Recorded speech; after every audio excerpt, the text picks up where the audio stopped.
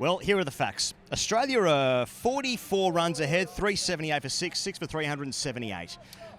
Let's talk facts, though, that this is just one of the great days in the Australian calendar. Sure, it's in Brisbane, but this pink ball test match, when you're in the outer, I'm seeing mates at Bucks parties. I'm seeing people tops off, shirts off, Hawaiian shirts, pants off, thongs, Havianas, Bostons, all sorts. This is a magnificent test match that we get in our summer. Cricket in prime time, it's magnificent. I'm having a good time, and good news, we get to watch cricket on the weekend, I think, Pezza. Are you having fun? I'm having fun. It was a day where Aussies in the main walked in and out of rooms exhaling their noses in satisfaction at the score. Yeah. Right? Now, look, was it too much to ask for a centurion today? Yeah. England's bowling was largely catpiss, right? Yes. They have wrestled their way back. Yeah. Shout out to England. They've wrestled their way back into the game. Australia had it on the plate, and there were times where we were thinking, it is 2002 again. Yeah.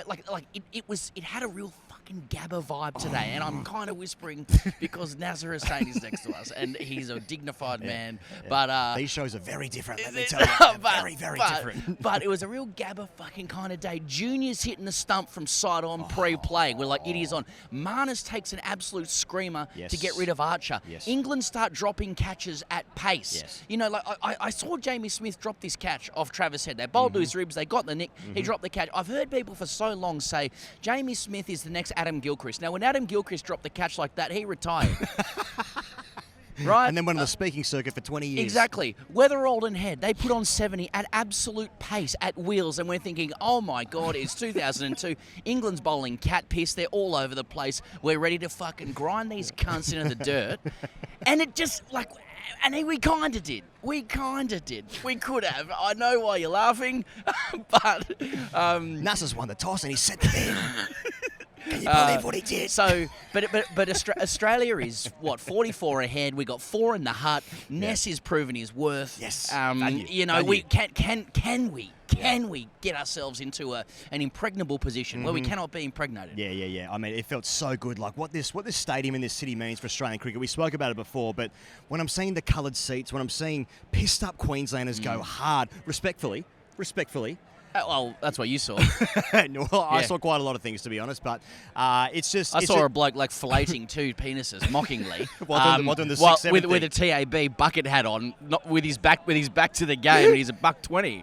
I wouldn't say that was respectful. It was alternating between filleting 2 fucking imaginary cocks and doing 6-7. And then there was condoms flying around, and that's fine. That is safe. Yeah, that is true. That is the meaning of safety. Mate, it felt so good that at one point I thought Damien Martin was going to come in next. I felt so good. Anyway, let's talk about bulk runs for Australia. Yep. Sort of. I mean, it's actually just 50s deluxe. We get 50s for Weatherall. We get 50s for Marnus. I'm not feasting, am I? I'm not feasting. We get a 45 for Green. Let's talk about the 50s. Geez, Weatherall looks like a player that can play at the level. Yes. He is assisted with a drop catch from Jamie Smith on Travis Head. Travis Head makes 33 or some shit, but they put 77 on in quick time. From that moment, they made 10 over for 4 overs after that drop catch off Travis Head. England bowling every length, every line. It was giving they're about to lose their rag. It was giving the sun is baking. It's hot. Oh, it's hot. Not to be confused with Sonny Baker. Yeah, but separate thing entirely. They might call on him. But Weatherall, I know it's crouchy. I know but it's also a cut shot. It's off the pads. It's horizontal bad. It's straight drives. It's under the eyes. It's dull and it's fucking ink. It's an earring. Yeah. It's a vibe. It's a vibe in tropical weather, I got to say. Now, at one point, Australia was batting so well that I was thinking, can Usman be given a true testimonial in Sydney where he gets rolled out in a Toyota, open top bus parade style, round the ground, like it's a grand final, and then he goes to the crease wearing a FootJoy polo. A FootJoy polo, or he could have a 100-yard challenge or something like that. You know what I mean? Normally in footy, they put the ball in the air or you take a high catch at tee. What about just nearest the pin, Usman? That would be a funny way to say it. McElroy's in town. Can he play as well? Thanks, boys. Anyway, but it was going so well that I was like, well, can we just give guys a farewell? A nice farewell for the SCG test when it's 4-0 by the time we get to there. That's right. And then other things happened. I thought, just cool thy jets. Yeah. I'm getting carried away. Exactly. But that's what the Gabba does to us. Exactly. Anyway. Australia's 1 for 130 in their first innings, and we're thinking, how do we organise the testimonials? That's what happens when you're at the Gabba and the piss that people are drinking is just starting to intoxicate you. Can Nathan Linebaugh seam up in the last test? Yeah, exactly. Can we get Gaz a game? You know, Hagerswood Glue Factory, just roll him out. You know, Toyota styles. Yeah. And then a wicket fell, and I thought we'll never score a run again. Yeah, that's right. So that's called bipolar, which is a separate thing entirely. But anyway, whether I'll bat it nicely. Now, Marnus, is it the summer of Marnus? Pretty tough on Kratz, who's taken 16 wickets so far, but summer of Marnus, 50 and 60. Yeah. Yeah. Junk time runs mostly, but geez, it looked good. It did look good. And then it's a fiddly shot. It's a fiddly weak shot to get out, and I didn't like it, but everything is made so easy with the start they get away to. They actually, bowlers cannot be bowled to. They can't get into a rhythm where they're just bowling two batters. It makes an enormous difference, and it frees up Marnus. Well, it looks that way anyway. But the way Marnus is going about it makes me feel good. It's only 50. It's only a 60, but it's something. But I wanted 215. Look, the deck was good. I thought. We've had 4 years of Cummins-inspired green tops, fucking sideways pace bounce. And here we are, no Cummins, no party for the bowlers. No England panels. have one bowler, Jofra Archer.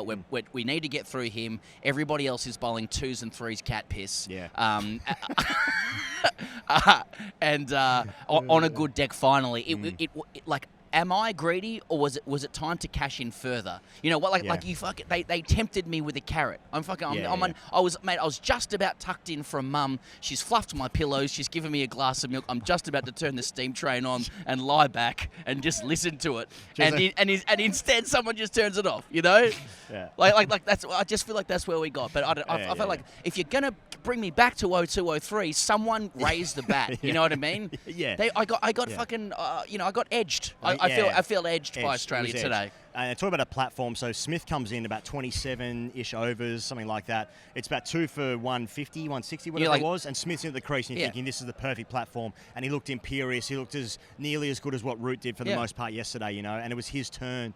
And it was like this feels like the numbers that I grew up with. I could recognise the scores being placed, or praised, or praise C, or that's Priesty, my friend. We don't do those accents anymore.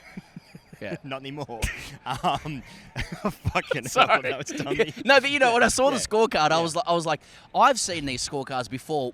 I started to write down, I'm like, 4 out of the top 5 Aussie batters are going to think they throw away hundreds, but you're like, Smith won't do that. You know what I mean? We're not going to have 5 scores of guys who threw them away. Yeah. You know, Smith was there. He erected his little tripod with his method. He was guiding everything around with his hands. I'm like, he ain't fucking this up. He put the eye blacks on. I think you can call them that. And he perishes as well. And I got to say, at this moment in time, particularly after the second break, it is fair play to England, who got their tails up. Brighton Cast, he was 4s today, largely, but he got his tail up. He got himself back into the game. Cameron Green kind of got him back into the game a little bit, I have to say, but fair fucks to Stokes for still going and for keeping England in the game. Yeah. You know? That's the thought I was going to finish off before at the top, like how good this game is. Talking about the pink ball test, the happiness in the crowd, and so many people around Australia can watch the sport they love at a time that is actually watchable for those people who, work, office hours or whatever. Fuck, this game's dumb.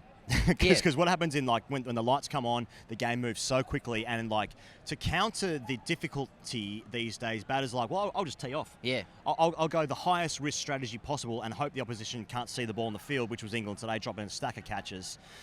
Some tough, some easy. But at the end, the catch that is it Jacks takes off Smith? Yeah, what a catch. That's a screamer. Great that's catch. A proper screamer. So in that moment, they go bang, bang. Then Carey is dropped. Carey's dropped by Duckett. Yep. Hey, mate. It felt like, fuck, they've swung this here. At the end, Carey comes in, wrestles a bit of momentum with some good batting and some poor fielding, Nisa as well. But, all of it is it's great, but at the same time, it's fucking dumb.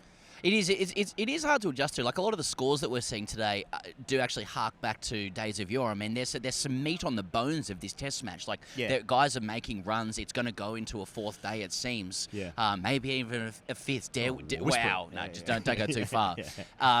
But even so, the response of every single batter, it seems, to a tough situation is to force.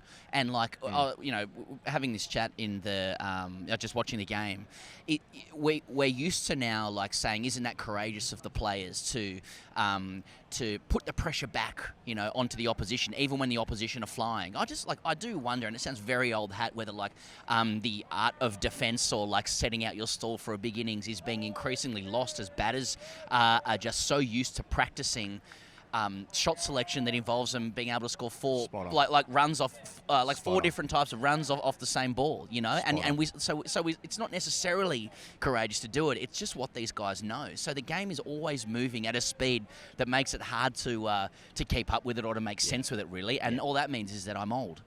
Yeah, that's right. Talk about England's bowlers quickly because, geez, it felt like Jofra and the rest in the same way that I suppose for large parts yesterday it felt like Stark and the rest. Jofra was fantastic in the opening 2 spells. He bowled the 5 overs and 7 overs. He was excellent. The pace was...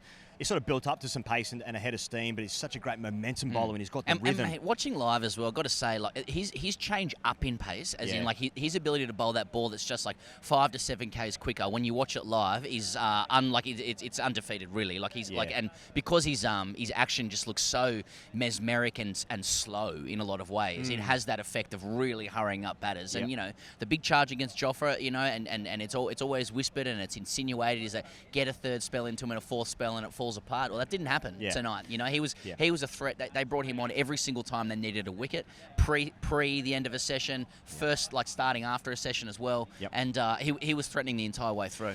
So he finishes the day with 1 for 74 off 20, but he's bowled a lot better than that. Gus Atkinson was steady. He bowled 18 overs, number 78. Cast was all over the shop for his first opening spells. I think he was going at 8 and over, maybe even 9 and over at one point. He comes back though, momentum, fair fucks to him because he came back and he took a couple of big wickets in that moment. They couldn't keep pushing on. Stokes was slightly off as well. Full tosses, two lengths as well. For me, full tosses. Went looking. He went pole hunting. Which has happened before. But Stokes is captain, leader, legend stuff. Sometimes it'll be full tosses. Sometimes it looks performative. He still made a breakthrough. He still tried. Yeah. Stokes 2 for 93 of 17, and Will Jacks bowled the 1 over just before whatever one of those breaks are called. And at what point did Gocsy stop play? I do think that is the moment. That is the moment of the match. And I also enjoyed his nonchalance greatly when it happened. Because a lot of people showed that they aren't stand-up comedy fans. Like we're in the Triple M box. It's like, how about the bloke with the mullet? And it is a beautiful, luscious mullet as well. But shout out to Gocsy as well, our boy. If you want to get behind your VPNs, if you want to hide your privacy, and your kids and your wife, then you need hide your proclivities, I think is what you meant to say. NordVPN.com which might include Test cricket. TGC to get your subscription started today. You can change your location. You can get different shows on Netflix. And don't forget, there is no risk to you with their 30-day money-back guarantee. Give it a try, and if you like it, great. And if you don't, they'll issue a refund. They've also doubled down, Pez, on keeping you safe with their new threat protection feature. Say goodbye to intrusive website ads. And to be fair, that actually is good. They actually get rid of intrusive website ads. Intrusive website ads and malware. Even if you download an infected file, let's not ask about how that happens. Threat protection kicks in and deletes it before it makes a mess of your computer. You go on putlocker.com. And you make a mess of your belly button. Are they going to be happy with that? I wouldn't have thought so. NordVPN.com/TGC. This feels like a free show, this one, I've got to be honest. But, that's what we get for the fans out there. Inglis and Carey, any remarks on that? Carey comes in ahead of Inglis. I don't know if I like it. I'd like Inglis just to bat, Carey to pat like a keeper. But Carey's probably out for Inglis in terms of the innings. Both of them did well. It was a sprightly partnership, playing their natural game with courage. But it was a day of several partnerships for Australia without that gorging feast, without the ability to watch somebody raise the bat. I am greedy for it. Nevertheless, Australia are good value for the 40 more runs in England. Yeah, I think so. I mean, at the moment, we obviously dreamed of like a 5 or a 600 score, but that's because we're dumb and arrogant. So you got craving childhood. Sorry, I should have mentioned this earlier, but when Cam Green's batting with Smith, and Cass is bowling 2 lengths, it looks like this is the game for Australia. It looks like it's Cameron Green's opportunity as well. Yeah, and he backs away and he shows the stumps and Cass goes full, even though the field's set for a short ball, and he gets castled. And that is pretty infuriating as a fan because it's difficult because Cameron Green... Don't forget the ceiling. He's big. And better the ceiling as well as a player. It's just it's another opportunity. He's got 45 and he's doing it off his cock, only way to do it. and he's punishing. He looks in command of his game. His defence is looking pretty good. He slaps Cast down the ground when he get bowled short, plays a tennis shot. It looked like, fuck, here we go. Smith's in on the act. He's playing late through gully and vacant third man region. And it looked like England had no answers. Ball looked like it was getting softer and softer. Yeah. Stumps get exposed, and it looks fucking dumb. But that's what we go to about before, about like when the ball is moving around and it's harder to see. These batters these days, like, let's go into T20 mode. Let's get these runs. Let's move the game faster in lieu of like a solid defence. And it's fucking annoying. It's infuriating. Green hasn't bowled well in this game so far.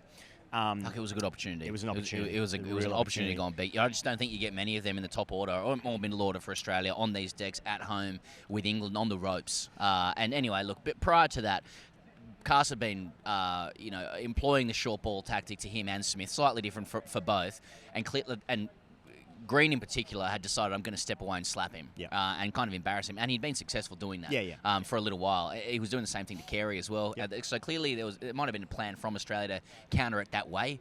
But Green got too wedded to that plan, and went too far and Cast bluffed him, And it's a ton gone begging. I just think Australia had England on the ropes hard here. It was a bat for a day and a half situation. It was hundreds into guys who could use them to get a bit of space and breath into the series as well. Cam Green in particular, it looked good enough that it's going to do things, but it's like, I want to see the things. I tell you what I do like about today. Mitchell Stark getting an extra night's sleep without having contributed to the. It's a sleep-based innings. He bowled a couple overs today, I suppose. Doggy gets last week. I can't remember what happened this morning or this afternoon. Whenever this game starts, I'm confused. I only remember the last thing. But if Australia can bat into the next day, that being tomorrow, that's how calendars work. Then hopefully bowling out quickly, England have to bowl again very quickly, and then that's what that means. But at the same time, game somewhat in the balance. Australia ahead, no doubt, literally by the score of 44 runs. But is there any part of you that thinks we're going to be talking about the need for Nathan Lyon in the fourth innings? Oh, no. No, not at all. No. I just feel like on this deck they're going to be a bit fucked without Nathan Lyon. So there's a thought. Just a shout out to England 5 drop catches. So that's Gabba. That's Brisbane. That's safety. There's certain safety to that. Some tougher ones. Some ones that should have been taken. So we'll take it. Pink ball cheating. Sure. AskTGC. AskTGC. Hashtag AskTGC. The great cricketer. Use your hashtags. 41 points in a song says Brighton Cast eyes stickers when. Someone said what's going on with Goxy's shirt? Nothing. He's just wearing an ODI shirt, wasn't he? Why do us Aussies have the 2 best keepers in this game? English did struggle a bit, but I'd imagine it's probably pretty hard to bat at the hardest time of the day. Yeah, it was still a bright partnership. England tail up. Yep. How can I get a Hi Healy Hominted says, how can I get a refund for that TV I threw out the window yesterday? There'll be more of that, mate. I mean, we're all just reactive to the last thing that happened, Yeah. We'll turn on this team soon, and that's our right. I've started putting a ball pit underneath my window so when the TV goes out there, I don't smash it completely. Jelks Callis says, will Cam Green ever do anything to impress me? I thought it was the other way around, to be honest. I mean, aren't we just eternally impressed by Cameron Green, so it doesn't really matter what he does? 22 PK says, we did Bazball. Did we? Because I just feel like I still feel like there was a like something sensible about how Australia batted today. I know there was some idiocy there, but it wasn't a needy idiocy. It wasn't a desperate idiocy. I feel like the ceiling, like Australia's floor, FLOOR, is consistent. How, but with England it can sink so low, and it's what they need to impose on a game is so needy, regardless of what's going on. So I don't think it was Bazball. Mate, I thought it. I just thought they were just carting around some cat piss. For large parts today, they bowled absolute cat piss. That's what I saw, and then I'm looking forward to drinking some soon. And then once they got a bit of momentum, then it was like, this is hard. They can wrestle back some momentum in the game, but for large parts, true blue cat piss. Gocsy Game Delay says Nisa scoring runs is Bailey not close enough to the players. Kratz in the cradle and the David Boone says. Guy at the Gabba behind me wearing full whites blowing a whistle every boundary is bragging that he was the Heat mascot Heater. AFP how cool. There's more TV out the window stuff. Okay. Is Gocsy part of the Australian silly bugger master plan? Silly buggers does seem to be a motif of this series a little bit, and perhaps Gocsy was part of that. Shane Train, just to finish us off, says, "Is this the right kind of lead?" He goes, "No, it's not. I mean, the right kind of lead would have been 380. With a couple of wickets in the hut and hundreds to everybody. Yeah, I would like to see like one daddy, another backup 100, and then someone else chipping in with a nice contribution. Now, Neese's got to start. He needs about 80, I think, to make up for what we saw in the first innings. But also, as well. he needs time to rest in between batting innings. That's right, because he's got to bowl. So if he gets out, it's kind of like, well, that's actually strategic, and that's silly buggers. So it's actually loads. He's got a heart. So a lot of the batters are on loads as well. And I was burning on my loads for a lot of time watching Australia bat today, and but edged and teased and ruined. It was an innings of ruined orgasms. Yeah, that's nice. That's just the highbrow stuff you can expect if you're just tuning into TGC for the first time. I think that one's an Atherton. That's right. But that was AskTGC. There was about 180 responses there, but they were the top ones. Yeah, that's very good. All right, well, Pez and I are flying back to Melbourne tomorrow. Thank you so much for joining us. Hey, great to see you guys in Brisbane, in the stadium or at the live show. We'll of course be in Adelaide next, but we'll see you guys on the internet because you don't care about that tomorrow. Goodbye.